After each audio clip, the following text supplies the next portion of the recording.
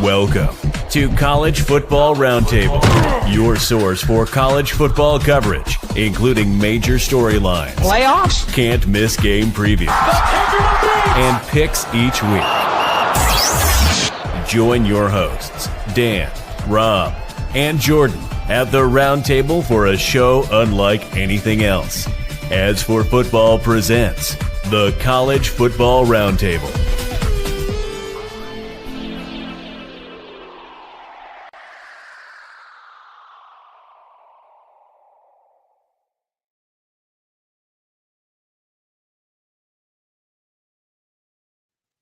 Welcome back, everyone. Or should I just say Happy New Year? It's a little bit late. We're 12 days in, but hey, this is the first time of us getting together as an esteemed panel here at the As for Football College Football Roundtable. We watched the playoffs. We watched previous playoff national champions get the boot early. The playoffs have been occupied by Nick Saban's coaching tree, and the two most significant observations that I can make about the playoffs so far is underclassmen quarterback play and those doggone defenses. What's up, trash talkers? Welcome back to the College Football Roundtable, or you could just call it Ring Knocker Radio. We got 3 O's and an NCO today, so we got a full panel today. I'm your host, Rob, the Angry Colonel in Fayetteville, North Carolina. We got Omar calling to you out of Oklahoma. We got Dano Ikebesa calling to you out of coastal Connecticut, and Trigger Joe is calling from the home of the Big House. How we doing, fellas? Good, man. I have been spending a lot of time trying to recharge my batteries after the chaos of the end of the season there. Skied over Christmas, and then again with Terry right after the new year. Finished drafting my book. I'm in the rewriting phase. Like, life is going okay. Yeah. Dano, when is your book coming out? Are you going to release it? Are you publishing it? I don't know what I'm doing with it. I think I am going to do like a beta test read with people who are interested from the Firsty Club. Yeah. But we're still probably a couple of months away. I mean, it's like, okay, I don't know how interested you guys are in this, but the initial draft was 80,000 words, which is average but a little light. And as I was going through it, trying to think about how, like, whether the scenes work, I've been through the first 4 chapters and I've added 5,000 words. So the damn thing may come in weighing in at about $100,000 by the time we finish, which is not short. Yeah. Well, I mean, hey, if you like to touch pages, then reading a longer book is a way to go. Speaking of writing, we've got one of our esteemed beat writers with us, Omar. How are things going? Things are good. Just returned to work from the picket of paternity leave. Volume's down, Omar. Okay. Sorry, got a new computer too at Christmas as well. Oh, so am I good now? There you go. New baby, new computer. Yeah, a Mac, sadly. But I didn't ask for it, but I was gifted a Mac. But returned from the pickets of paternity leave back to work over December. Took the baby and wife to first bowl game, Ohio UNLV in the Frisco Bowl. When an old Ohio fan said, "That's got to be the youngest fan I've ever seen," and I'm like, how do I explain to this guy? I just love college football, and they're just here with me. Yesterday went to the Dream Bowl, got a write-up coming on that one. And I have to say, I'm probably going to get attacked. Well, maybe not in this show because it's Roundtable, but it was cool seeing Isaiah Alston, catch 8 passes at AT&T Stadium, everything aside with how, I guess, his time ended at the academy, but catching passes, 8 passes, and catching some from Cade McNamara, Joe, college ball playoff starter. I know it's nothing like a tight Tyler spiral, but I mean, that's got to count for something. Yeah, for sure. Did you get a chance to talk to him? No, I did not. Unfortunately, I didn't get a chance to talk to anyone. There was no sideline access for the game, and I wasn't at the practices. So Cade started the game that was the game of us reversing fortune on Ohio State. It was the first victory over them in a long time. He was the starting quarterback, but that was the Aiden Hutchinson game. Yeah, for sure. Joe, how about you? What'd you do? Oh, dude, kids unwrap presents and watch kids play with the box more than the toy because I've got 2 boys under the age of 5 years old in my 40s because I'm crazy. There you go. But no, we did the kids thing, man. It was a really good Christmas to see it. I mean, I wish the weather would be, above 11, Oh. But we get a nice balmy 30, I'd be okay. But other than that, man, I think I'll say the obvious about any Michigan fan. I was really happy to see them steady the ship and hire a guy with proven integrity like Kyle Whittingham. Maybe not the sexiest hire out there for some people, but I don't think that's what Michigan needed. I think they needed the most stable hire and nothing says stable like a guy like Kyle Whittingham. And he's already brought more Utah transfers in than Michigan's ever had, so they're following him.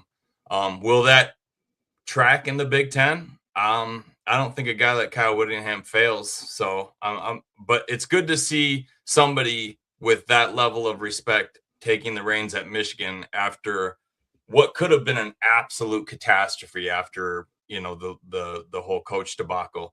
So to get that ship steadied was probably a number one priority. You don't want to lose your entire, because with NIL now, I mean, you can lose your whole team. Yeah. And sure. It's crazy. I know we'll talk about it later in the show. So that was one of the things sporting wise outside of the playoffs being wildly entertaining, in Miami covering every line they've been up against. Thank you. Yeah, for sure. So I've been drinking the Kool-Aid. Obviously, you and I have been texting pregame, but I said they were going to cover against Ohio State, and they did me right. So yeah, and plus a playoff run. We'll talk about that a little bit too. But before we talk about that, really quick, if you watch the intro to the show, like we threw some of the bowl picks from the Fenway Bowl in there, and those are from Lynn Fern. Lynn has been outstanding this season. She's been a great addition to the team. She has tons of photos, most of which she'll drop a few on the socials, but if you really want to get access to them, you have to be a Patreon, join the Firsty Club, and it's well worth your time and money. Even if you just do the one-offs just to grab the photos that you like, I think it would be a great opportunity. You can see it scrolling across the bottom. There's the contact and information for everybody on the As for Football team that is producing something. So please take a look at that. And speaking of producing something, we have somebody that will produce great results when you're looking for your next home. So if you've listened to this podcast before, or you're PCSing to Fort Bragg, we have the realtor for you. Jocelyn Bradley is a member of the Long Valley Line, class of 1990, or correction, 2010. Geez, I'm stuck in my own head. I'm stuck in 97. Anyway, she served as an Army logistics officer where she honed her passion for impacting people's lives. Now as a dedicated realtor, she brings the same commitment to helping you find your dream home. Jocelyn provides exceptional personalized service and a seamless home buying experience that's tailored to your needs. Beyond Fort Bragg, Jocelyn has an extensive network of trusted realtors and other veterans across the country that will help you no matter where your PCS takes you, whether you're relocating across the country or to the center of the Eastern Seaboard, i.e. Fort Bragg. She will link you up with a professional of integrity in your market. As a proud supporter of As for Football this season, Jocelyn is the realtor that you can trust to guide you to a new home. Reach out today and make your next move effortless. So let's talk about bowl games real quick. Omar, you got to go to some bowls, but bowl game standings, the American went 6-3. The ACC is 8-4, and that stopped before the playoff really got too deep. Big 12 went 4-4. Big 10 went 9-4, and again, Indiana's in the driver's seat as far as winning. Conference USA is 4-3. Independents, they're 0-1, but I'm giving Notre Dame the second loss, so they're actually 0-2 since they didn't show up for their bowl game. The MAC is 2-3. Mountain West went 2-5. Pac-12 went 1-0. Surprisingly, they're one team that was in. SEC went 4-10. So this is the real topic of conversation. Of course, the Sun Belt went 4-6. What do you guys think about the state of bowl games? Because I know something has to change with the transfer portal being what it is, but do we think that it still matters? Because there's hardware on the line. You know, for whatever conference wins the most bowl games, they get a postseason recognition. Go Omar, Joe, and then Dan. Thoughts, bowl games. How many did you watch, and do you think it still matters? How many I watched? Not as much as I wanted to, because my wife got tired of bowl games really quick. This is like the first one where we weren't going through a PCS, and so like first week she's like, another bowl game, like in the middle of the day, because I'm just on paternity leave, just languishing, holding our daughter, who was actually like watching some of the bowl games too. I know babies shouldn't have screen time, but I couldn't help it. But I think honestly, it's just weird to know the state of bowl games without knowing what the playoffs going to be, because even as of today, they think it's going to be a 16-team playoff, which I think coincidentally, my prediction is I think we're going to stay at 12 with the demands that the Big Ten had, where they said 16 of the SEC concedes to 24 later on. I don't think that there's any way the SEC concedes to doing that. So I think we're going to stay at 12. So I think bowl games are safe for now. But I think, honestly, I feel like the thing that shocked me the most was I think local communities need to support these bowls better. Because as I was watching on Saturday night, and I guess cat's out of the bag. Yes, went to the Fenway Bowl. My wife gave me permission. The in-laws married. I'm not a deadbeat dad, I swear. But but as I was watching the next morning, driving back from the airport, or coming back from the airport, like the Gator Bowl. There's no reason the Gator Bowl should only draw 30,000 fans. on a Saturday night. And the thing that got me for sure that I think is like wrong with like these communities is the Michigan Texas Citrus Bowl. That's 2 brand names that typically do not visit Florida. That game, the upper deck had hardly any souls there. So I really think the onus isn't on the conferences or the state of the college football playoff. I think the communities need to put more work into investing in these bowl games and not just saying, hey, we got a bowl game, guys. Go on ahead. Like, make these ticket prices cheaper. There's no reason the Frisco Bowl tickets that I bought were $45. No one cares about the Star. I don't know how many Cowboys fans we have watching. No one cares about your practice facility. Those tickets should not be $45. And I think that's part of the reason with these organizers in these communities. But maybe you guys struck a nerve, but that's just my thoughts. All right. Sounds good. Joe, how about you? To touch on a lot of what Omar said, because I was going to mention about the Big Ten making those requests of let's go to ludicrous speed. Why don't we, if we've got some Spaceball fans in the audience? 24. Hell, why not? Well, let's get on par with basketball and see if we can get as many teams. Like, what are we doing? Thank you. We don't need another James Madison Tulane blowout. And I don't mean to knock a team from the American, because Tulane should be proud of what they did. But they played a team that they already played. The result was almost identical. Yeah. To the game that they had a whole season to prep for. And it's not to knock on Tulane. It's a resource. It's a talent thing. It's a depth thing. It's an SEC school against an American school. And, maybe sometimes those line up, because Tulane sure did embarrass Northwestern early on in the season. But at the end of the year, when everyone's firing on all cylinders, why line a team up to get punked by 35 points like that? I don't know. There's a lot wrong with it. I wish I was smart enough to make sense of it all and where everyone gets paid.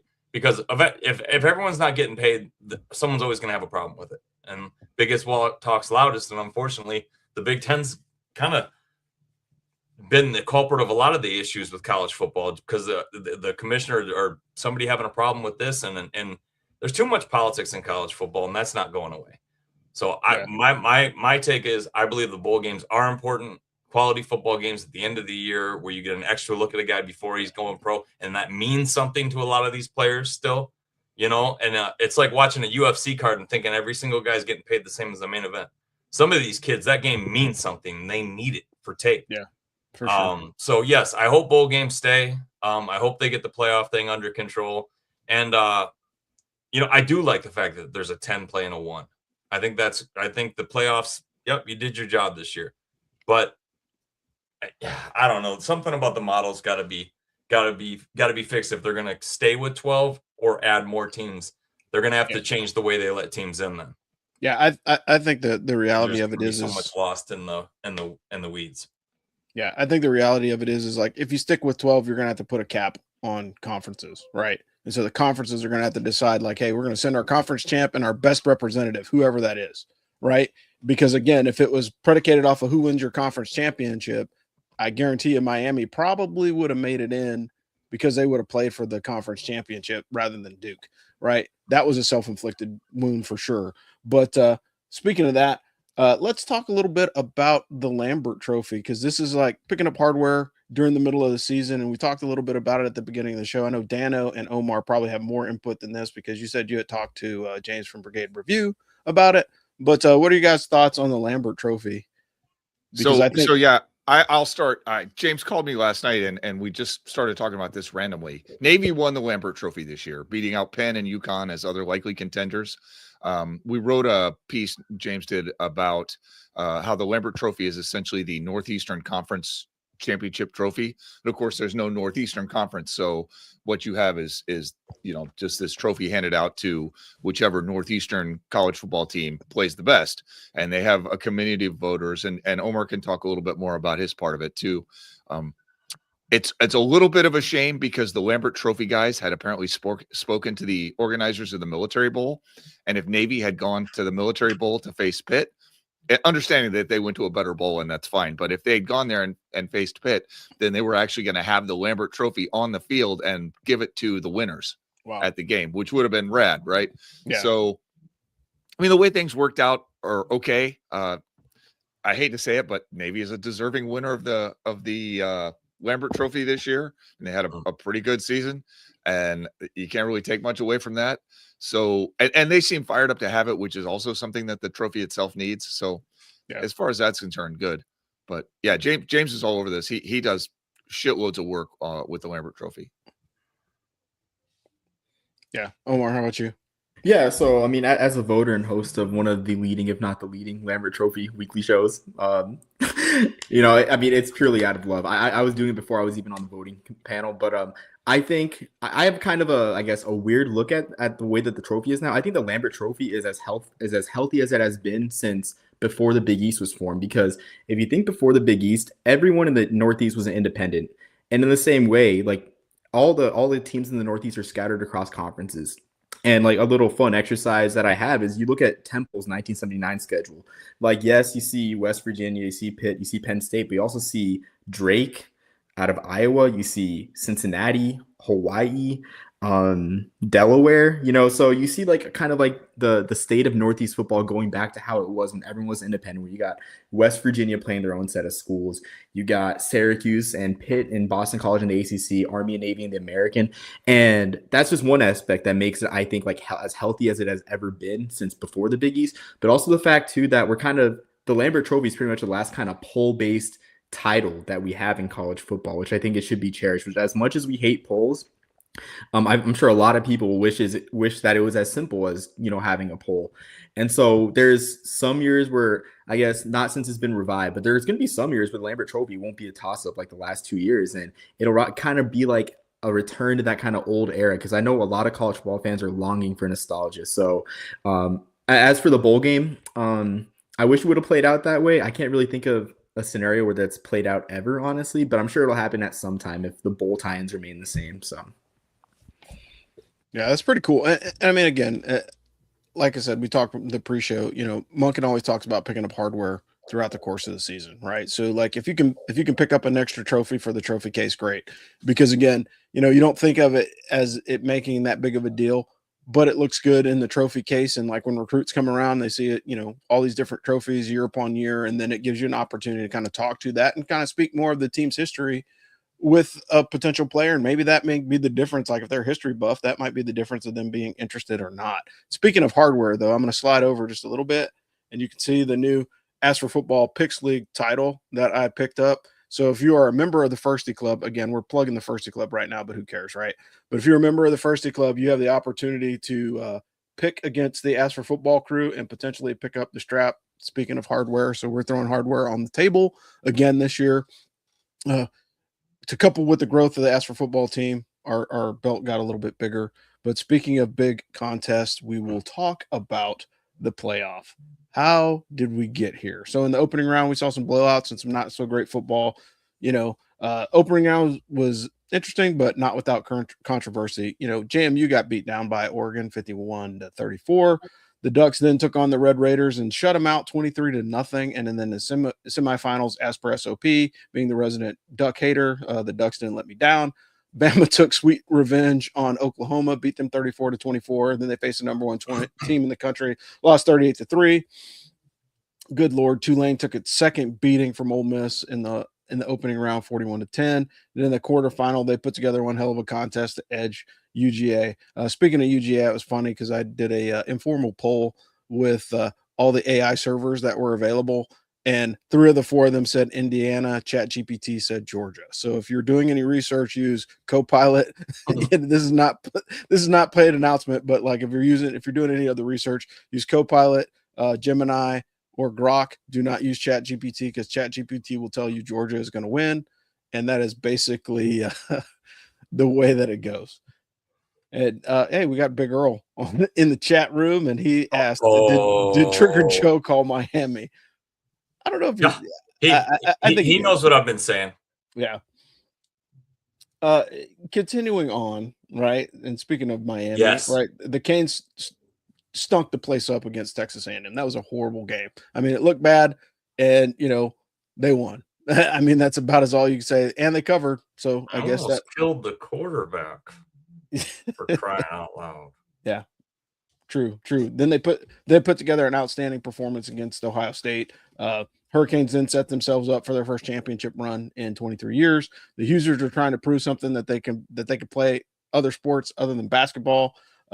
So the final is setting up to be interesting. It'll be 1 week from today, you got the number 1 Indiana Hoosiers versus the number 10 Miami Hurricanes. Unfortunately, this is supposed to be a neutral field game. It is going to be a de facto home game for the University of Miami because it's being played in Hard Rock Stadium. However, before we turn it over to the panel to talk about this thing, I will say this. The coked out Michael Irvin memes make my day. So, like, if you have any, please send them my way because that's probably the most impressive part of the championship run of the epic amounts of trolling on Michael Irvin. But, guys, thoughts on the playoff to this point? We'll start with Joe, over to Omar, and then to Dan. Oh, defense is king. And, when you can't block the guys on the defensive line, you usually have a lot of success. So I think Miami's run is based off the fact they've got a pretty solid, more NFL guys on defense than not. And, Carson Beck's been waiting for this moment. So I think Miami got healthy at the right time, found their groove at the right time, and they just basically underperformed in 2 games this year because they've got a lot of talent. So I think it's Indiana's the perfect scheme type team, and Miami's probably got just as much talent. So it's going to be that game is going to be fun to watch, but I am not picking a blowout in the finals at all. Yeah, for sure. Omar, how about you? Yeah, I agree with Joe, honestly. I just find it very, very hard for me to pick a blowout, especially where there's that home field advantage too. I do think that Indiana might pull away late, honestly. I think they're just built to just take control of the game, which is how great they've ran the ball during the playoff. I mean, especially like against Alabama. Like Fernando Mendoza only throwing, I think, like 16 passes in the Rose Bowl in a 35-point win. Like one of the most dominant things I've seen like in any bowl game, much less the playoff.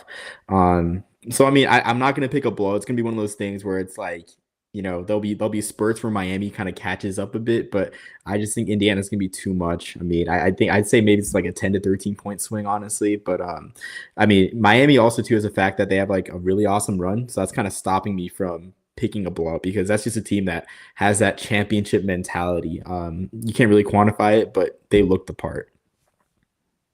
Dana, how about you? I'm probably the wrong person to ask, but I feel like it's pro football, and if I want to watch pro football, I'll watch the NFL. That they're actual pro players as opposed to these guys getting paid. Maybe I should have invested more time in the FCS playoffs. I don't know. I definitely think Indiana's going to win for whatever that's worth. Yeah. I think Indiana's Omar and I are like on the same wavelength tonight because he said it exactly the way I'm thinking it is that Kurt Cignetti is going to be able to scheme for anything. And I feel like if someone's going to make a mistake, it's going to be Miami. And the fact that Kalon Black and Roman Henby are averaging 7 yards a carry, it makes your RPO scheme look really well. And they remind me a lot of 2023 Michigan, where they got 2 backs they can throw out at you. And if you want to stack the box, they got a quarterback that can see that and read that. And the moment's not too big for Mendoza. So I do think Miami I think they go in tied at the half, and Indiana has a couple of things go their way. Miami has a late shot at the end, but loses 31. I think 31-23 is going to be my final. Okay, that sounds reasonable. For me, cover the 8.5. For me, I think it's simply this. Cignetti's going to have his team ready, and the reason why I say that because over the last 2 years, he is the only team that got the bye that has won. Right, so you are 90% failure rate if you get the bye in the first week of the college football playoff. That 2 weeks off puts you on the back foot, and Indiana was not on the back foot. They actually looked really, really good coming out of the break. And so I think that's really the main thing that's going to be the difference in the contest. Plus the other part of it is like quarterback accuracy down the field. I think one of the other things is guys chase explosive plays, right? If I'm throwing a 50-50 ball 25, 30 yards down the field, I want Mendoza on my team. I do not want Carson Beck making that throw because Carson Beck has a cannon, but he does not have the accuracy, whereas Mendoza has the accuracy down the field. And so I think if it comes into a wide open shootout, advantage Indiana. That's the thing. They don't want to shoot out with this kid. No. Indiana lives for shootouts because they can just keep coming at you. Yeah, 100%. Miami needs to have a couple 6-minute drives to stay close. Yeah, to be honest, Miami needs to call Jeff Monken and use the Army playbook, right? Control the ball, keep the other quarterback off the field, and make him make mistakes because he's trying to play catch up. I mean, that like recipe for success. They beat Ohio State by giving Mark Fletcher 20 carries and hitting Malachi Tony when they creep up. That's how they beat him and rough up that quarterback. I mean, you think that only works up to a point, but even Jacksonville tried that against the Bills yesterday, and they almost made it work. So, yeah. I mean, if you got a talented QB, keep him off the field, right? That's the best thing. Secured the bag this year. What a run they went on. Yeah, for sure. And speaking of securing the bag, it's a great segue into the transfer portal, right? Let's talk about the transfer portal. So I don't know if you've been paying attention, but talk about a dumpster fire, man. The transfer portal is on fuego until for the next 96 hours, right? It is going to be freaking nuts. And statistically, Texas Tech is winning out on both On3 and 24/7 Sports. They say that they have the best offseason procurement. But my one thing that I will say, and this is the common trend that I've seen, and it's going to be that way, and it probably always will, the coaches that bank on a quarterback and try and develop them, hey, it's good on them. But we've seen like the sophomore quarterbacks get smacked around in the playoff, and it didn't help them. Look at Moore, look at Sayan. Both of those guys, super, super talented, but they're developing quarterbacks. So hopefully maybe next year is their year. But, if I can cherry pick a championship level quarterback, I don't know, like Carson Beck or, Mendoza, both of those guys are credentialed. Mendoza's got a damn business degree already, right? Dude's a grown man. Like he's just playing football right now because he's waiting for the NFL draft. There's a big difference. Also, so but there's a big difference in a guy that comes in with that level of talent and that level of maturity versus like, hey, I'm an 18 or 19-year-old kid trying to have a play scheme developed around me, and hopefully I just don't screw it up too bad, right? And I mean, what was the first series play for both of those guys, Sayan and Moore? Pick six off of a screen, which should not happen, but both of those younger quarterbacks did that during the playoffs. So that's kind of what I think. Do we think Sam Leavitt got poached? I mean, he disappeared out of ASU, and then all of a sudden he showed up as LSU. I guess he just changed the first letter of his state university, but I'm sure he secured the bag on that. But guys, what are your thoughts on the transfer portal? We'll go Dano, Omar, and then Joe. My least favorite thing about the transfer portal is just what it's done to bowl season. Omar was talking earlier about bowl games being lightly attended, but yeah, I mean, why are you going to go to a bowl game if you're going to see the freshman scout team out there playing in a bowl game? Even, I mean, UConn had a pretty good number of kids show up against Army, especially on their defense, but their offense was awful. And, even then, Connecticut, they only had to drive from Connecticut over to Boston. And I think decent number of people showed up for the game. But if it's way out of town and you're potentially going to go see, yes, a big name school, but not really any of their big stars, it's kind of a tough sell. So I don't love it. And not because I don't want kids to get paid, but just because they got to figure something out. Right now, it's chaos, and I don't know how you fix it. I hesitate to say, well, you have to make these kids be in a place that they don't want to be in longer than a year. But at the same time, a lot of these kids are not helping themselves, and many of the kids in the transfer portal will never play again. So yeah. I might have to hand out an honorary triggered tag to old Roger here on YouTube. Buddy, I didn't say anything derogatory about Indiana. I said they're going to win the game. But hang on now. You guys haven't ruled the football universe for hundreds of years, so can we just relax on the knee-jerk reaction? No, he's getting mad. Yeah. So I guess that's it. Miami's the next cupcake, is what Roger. Somebody must have just dog walked Indiana verbally a couple of days ago, but it wasn't us, Roger. We said they'd win.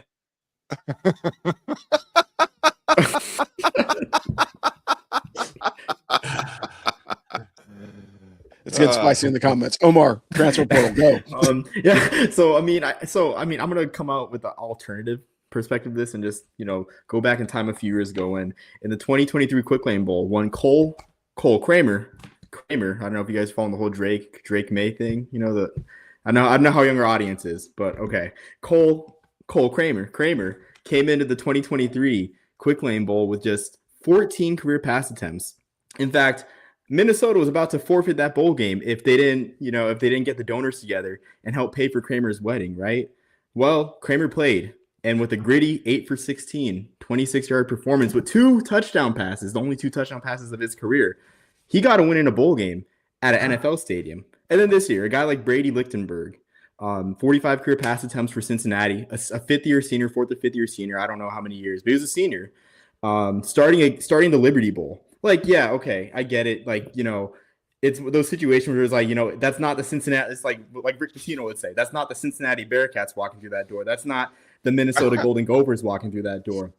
But like these seniors, like these are moments these guys are never going to forget. And that's like, I feel like in a odd, twisted way, we get, the good stories in college football like that. We're like, yeah, okay, Minnesota, beat Central Michigan in the Quick Lane Bowl, and Cincinnati got blown out in the Liberty Bowl. But like this is college athletics. Like guys like Cole Kramer and Brady Lichtenberg making their only career starts in bowl games. So like, maybe I'm perpetually a glass half full guy, but that's like what catches my. That's what I choose to focus on. So salute to Cole, not the guy from Seinfeld, Kramer, and Brady Lichtenberg. Nice. I'm sure Bryson Cuddale's parents were very happy to hear that their baby boy was going to carry the ball 20 times against Texas for the Maize and Blue. In all honesty, to touch on what Omar said, he was a walk-on, and he played pretty well against Texas, but that's because Michigan's top 2 backs decided not to play. Yeah. Boo. Joe, any additional thoughts on the transfer portal? I mean, Michigan's benefited from it from quite a bit, but it's also name, image, and likeness. I mean, you were able to secure Bryce Underwood. But do you think the influx of former Utah players is going to make a difference? Because it's will that track in the Big Ten is the question. Now, I don't want to look down on what Kyle Whittingham has done because, Michigan had to go out there to Utah in Jim Harbaugh's first season and play them. And he handed Harbaugh an ass whooping. And I've always respected the guy. He's won everywhere he's been. He took Utah from the Mountain West end of the pack, right? And then kind of like Appalachian when they were so dominant and they're like, all right, we're gonna bump up. And it's like he's always kind of chased the next best thing. So I think this is gonna be a big challenge having to face teams like Oregon, Indiana. It's gonna be a little different, but I don't know if Utah players will track out west. So the transfer portal is always such a mystery to me because you get excited about a kid coming in and then it's like, the reason why he transferred is because he was a locker room toxin or something like that. You never know. So I don't know. It's such a big mystery. In some years, Michigan gets it right. And it feels like they're getting better with the NIL, which they should. They have a alumni that owns the Miami Dolphins, for crying out loud. And he's not even the richest guy. So Michigan should be killing the NIL. But I'm not a huge fan of it. I'm just glad we started the show before all that went on, and we all said in 5 years college football is going to look nothing like it does today. Yeah, I still remember that show. Yeah, for sure. So I think I'm still trying to figure it out, to be honest with you. I think the biggest thing about the transfer portal is, just don't hurt your opportunity to play. And I think that's very, very hard for a kid to predict when, like, hey, look, I'm going to transfer to this school because I have the great opportunity to move up, and we always talk about it when it comes to coaches, like, hey, look, this guy's going to this place or this guy's going to that place. Is it a lateral move? Is it an upward move? Is it a downward move? And we always try and think about that. But the reality of it is like you're watching guys that are tied into schemes that are going to showcase them, and then they leave to go to another team, and then it completely falls apart. Like, look, and Army has their own player that I will remain nameless, but he went to ASU to backfill Cam Scadaboo. No. They have 2 of the biggest busts in the portal, not just one. Yeah, for sure. But the other piece of it is you think about, when you look at Cam Scadaboo was a generational player, right? And at first, everybody was like, is he just good against college dudes? And then you watch him dog walk everybody until he gets hurt in the NFL. Like, okay, that guy is special, period. Like, he would start at just about any school that he goes to. And I think that's one of the things that if you're not cruising with that level of talent, like, you're really taking a big risk. You're really taking a big risk, right? And you're assuming that you're assuming that your next landing spot is going to be good, right? Technically, Army's been paying players for years. Good one. Good one. Fair point. I was about to start arguing with that one in the comments, but yeah, there's levels to the game, unfortunately. Yeah, paying them and paying them well, I'll say. Yeah, they're getting that education one nickel at a time. But I think that's the biggest problem. It's not the fact that players are able to transfer. I'm cool with that, right? Like, I like to see a graduate transfer occasionally. Like, hey, like this guy went to this college and he transferred to go to the school that his dad graduated from. Whatever. That doesn't affect me. But really what kills me is the guys that transfer to think that they're going to a better opportunity, and they go from starting on a football team to like the 7th linebacker on the depth chart. And that's one of those things that's like, one, it's insulting to their talent, but the other part of it is like, hey man, one of the biggest things that you always have to do as an adult is kind of know your limitations, right? Like, hey, look, yeah, I may have played with these dudes in high school and that was 3 years ago, but like things have changed. Like the way that coaching and training and developing is different.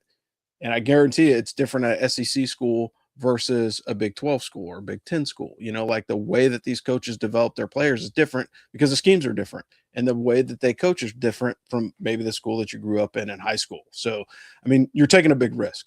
And my big complaint is I just want to see, like, if a guy transfers, I want to see him play. And right now, the people that we've seen most often have that luxury of the quarterback position, just because, like, I can pluck a championship quarterback out of the transfer portal if I throw enough money at him. And we're seeing that, like, both of the quarterbacks are in the transfer portal or are basically starters from other places that perform well. But speaking of performing well, we got a guy that will perform. Hold on. Before we go on, I would say, not to encourage tampering, but essentially my belief is that if you don't know where you're going and how much they're paying you, you probably don't need to hit the portal, because if you're waiting to get recruited out of the portal, that probably isn't going to work out as well as you might hope. Yeah, that is true. And now Dan changed my completely changed my segue. However, listen, but think about it, right? Like, there is somebody that will recruit you very, very well to your next mortgage. Oh man, friends, if you have listened to this show before, you know that Craig Oxane is the area sales manager for the Money Store. He is a member of the West Point class of 1994, licensed to lend in all 50 states, based out of Chicago. Friends, Craig is one of the most successful VA lenders in the country. He's going to offer you super competitive rates, give you the best deal he possibly can, but he's also going to give you 5-star service. And that matters because the mortgage process is super confusing. Interest rates moving all over the place. Many times you're in a spot like Omar is, or Joe is, where you got young kids at home. You can't get your face ripped off when you got young kids at home, man. They actually need your income. People depend on you. And in a case like that, that's when you want to deal with someone who cares. Not a call center, not some random big box bank or mindless website, but somebody you can pick up the phone and call with your questions. And if you don't have questions when you're buying a house, you're doing it wrong, guys. And this is how the West Point Network functions. Craig is helping us stay in business here at Ask for Football, and we're helping you find the best deal on a mortgage that we possibly can by introducing you to the very man that you need to meet. Finally, Craig does not charge lending fees for veterans. It's a gigantic savings. That's like $1,300. Guys, save yourself $1,300. Go to Craig. So Craig Oxane, area sales rep for the Money Store. Check him out. Links on our website. So is Jocelyn's, and so is Greg's, our last sponsor. Rob says you can Google it. I'm going to just tell you, you're probably not going to spell that name right. Go to askforfootball.com. Everybody's got their little business cards. Just click on there. You'll be talking to these guys in no time. It's too easy. Thanks, Dano. And for the last time this year, we are going to go into our weekly locks. There's only one game that we're picking, so give us a score. And what do you think? How do you think the game is going to play out? We'll go winner takes all, right? No matter, even if we're 7 under par.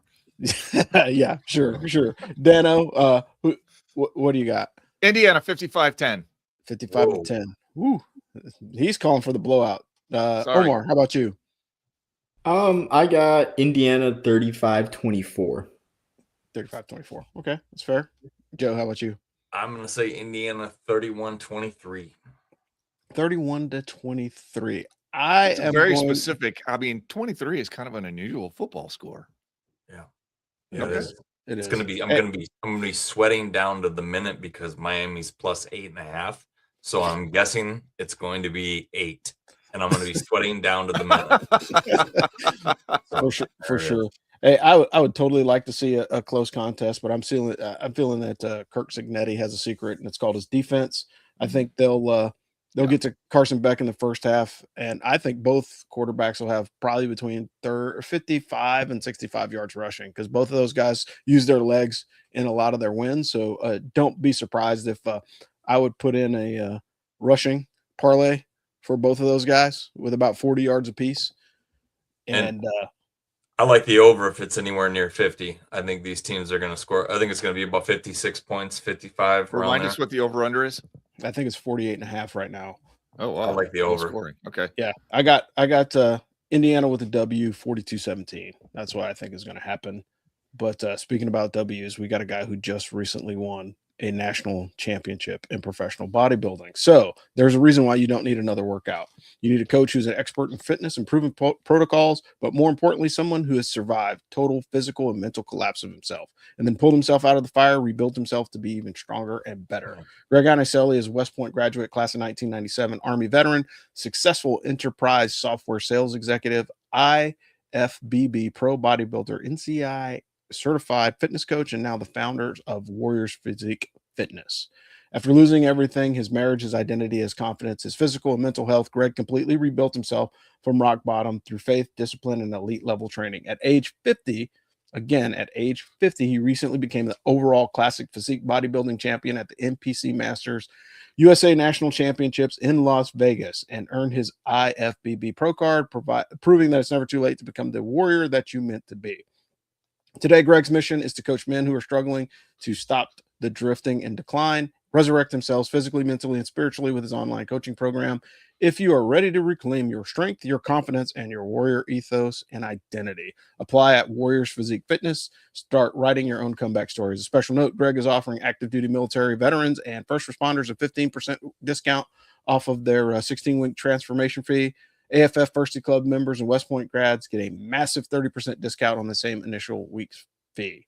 Like all of our sponsors, Greg has a business card on the website. Click it, fill out the information, and you'll be talking to him soon enough. Man, like, it's been a great year for Ask for Football this year. We haven't talked about it near enough. We have grown quite a bit. Our audience, our team, and just what we've been doing. So if you haven't checked out the merch store, if you haven't checked out the Firsty Club, sign up, try it out for a couple months. Can I plug an Army show? We're going to do an Army show at some point in the next week or so to talk about the end of Army's football season and preview As for Lax. That's definitely coming. I have to write that show, which means I got to put my book aside long enough to actually do it. But we're going to wait until after the national championship and then see when everybody's available. But look for that. That's coming. Yeah, for sure. And again, like we're trying to bring you the best of Army sports and some of the other things. Roundtable is our opportunity to talk about college writ large, and then the Army football show specifically focuses on Army football during the season. Surprise, surprise. But then we have As for Lax, As for baseball, and all the other things. But be on the look for that. It's coming soon, as Dano mentioned. Also, if you haven't taken the time to watch men and women's basketball, you're missing out. Like, Army men's and women's basketball is doing great this season. The women's team is on fire. They're 12-3, third overall in the Patriot League. The men are 7-12, are 1-3 in the conference. But like all the games I've watched, they've been super, super competitive. And so, hats off to the Army men and women's basketball teams, man. Great job. Yeah, support the team. They're on the plus. Dano, you got something? Yeah, I was just going to say, James is trying to get Coach Kulik back on the show. He's got a whole list of interviews out for the offseason. So we're hoping that one pans out, but probably not in the season.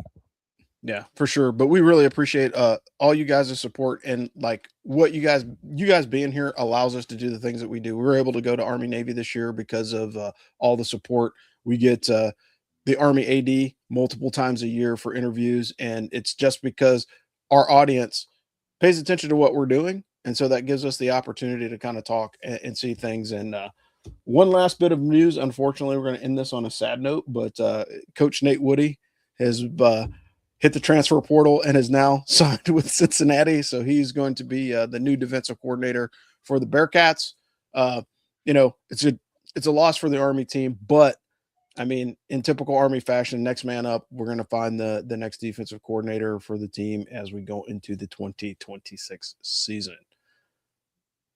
That's a mouthful, lots of words, and I'm going to catch my breath really quickly. So for the team here at the As for Football College Football Roundtable, I'm your host, Rob the Angry Colonel in Fayetteville, North Carolina. We've got Dano Ikebesa calling to you out of coastal Connecticut. Omar, the Burger Popper, is calling to you out of the great state of Oklahoma, and Triggered Joe is calling to you from the home of the Big House. Hey, we got one more week left, one more game in college football. See the championship playoff. We'll see if Joe covers that 8 points that he needs. And stay tuned. Follow us on the socials. Hit us up if you have any questions, comments, gripes, or complaints. But if you do have any complaints, go talk to your resident chaplain because we don't want to hear them. And we will see you guys next year. And we'll talk to you guys again soon. Cheers. Thanks for listening to this week's Ask for Football Army Football Show. We hope you enjoyed our deep dive into Army football. Remember, whether you're cheering in the stands or following along from home, get all your updates on the Army football team at AskForFootball.com. And as a special thanks, we would like to thank our sponsor, Jocelyn Bradley Real Estate. If you're looking to buy or sell a home, Jocelyn Bradley is the expert you need. Visit JocelynBradley.com for all your real estate needs. Don't forget, subscribe, leave us a review, and follow us on social media for all the latest updates. Until next time, go Army, beat Navy.